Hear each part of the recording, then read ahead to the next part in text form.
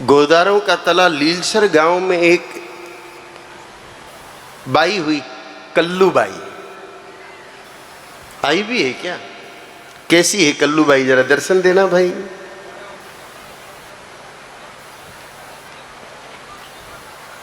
वाह दादी थने घणो घणो धोग दूं मु भाई।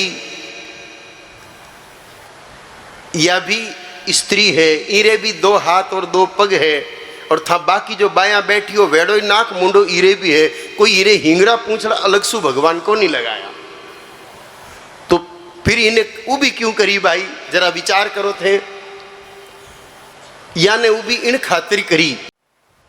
कल्लूबाई ने लीलसर गांव की 36 बीघा गोचर भूमि जिस पर गो विरोधियों ने कब्जा कर लिया था, उसको छुड़ाने के लिए 11 दिन तक धरना दिया प्रशासन के सामने। मुझे नहीं लगता कि इन्होंने कोई MBA कर रखा होगा या BSc MSc कर रखी होगी या कोई BCom कर रखी होगी, शायद अबसद भी नहीं आता होगा, हो सकता है बिल्कुल पढ़ी लिखी नहीं होगी, फिर भी इनको पता है कि गोचर गाय के लिए है, और उस पर अगर कोई व्यक्ति अपना कब्जा करता है तो गाय को भी हानि और उस व्यक्ति को भी हानि है, क्योंकि गाय माता की 1 इंच भूमि पर भी अगर कोई कब्जा करे तो उसकी 7 पुश्तें नरक में चली जाती है। इसलिए कब्जा करने वालों का भी उद्धार हो और गौ माता की भूमि भी सुरक्षित हो, इसलिए 11 दिन तक इन्होंने धरना दे करके और उस गोचर भूमि को मुक्त कराने के लिए प्रशासन को मजबूर कर दिया।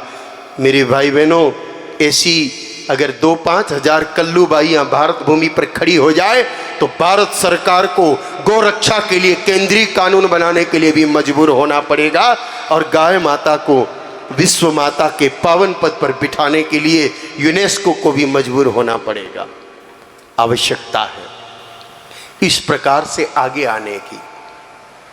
ये सोना का बाजूबंद और घना में मोटा मोटा सोना चांदी का आइटम टांगण सू थे धरती पे तो चौथा लाग सको, लेकिन ठाकुर जी के दरबार में पहुंचने री कोई व्यवस्था था को यो सोना चांदी कर को नहीं सके, लेकिन ठाका शुभ कर्म, ठाका सदकर्म जे थे गाय माता की सेवा के खातिर करो, वे थाने ठाकुर जी के दरबार तक पहुंचा सके।